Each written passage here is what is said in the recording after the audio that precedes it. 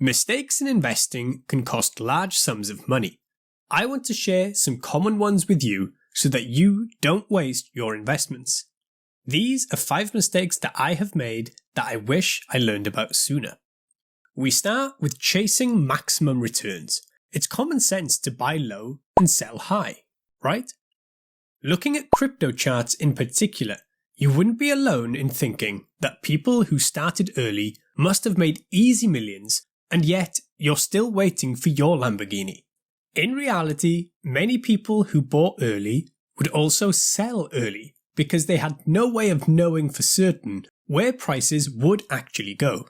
Only a minority of people put in large sums initially and held all the way to the latest all-time high. So what's the solution?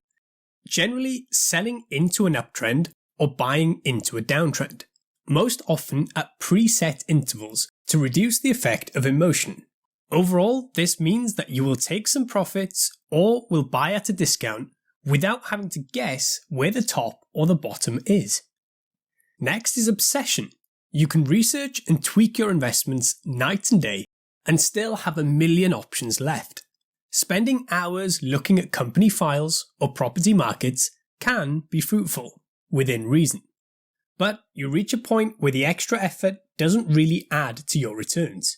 And in fact, this time could be better spent working on increasing your cash flow so that you have more to invest. This one is common: shortcuts. If you've just started investing, you might feel a long way behind some of the veterans, and therefore be tempted to try to catch up. If anything, it's even more of a problem when the markets are down. You'll be tempted to sell and buy in again lower down. For example, selling at $1 and buying at 50 cents would effectively double your holdings, an easy way to catch up.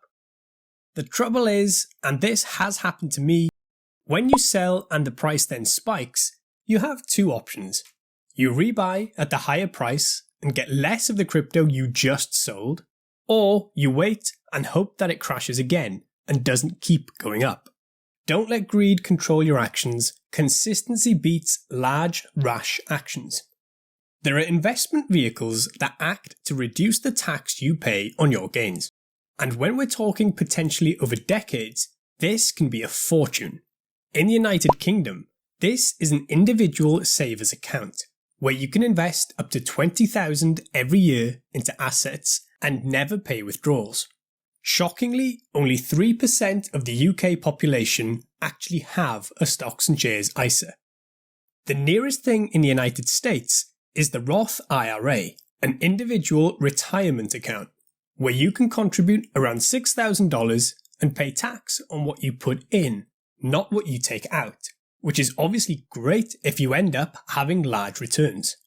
The Roth IRA, however, does penalise you for withdrawals before the age of 59 and a half.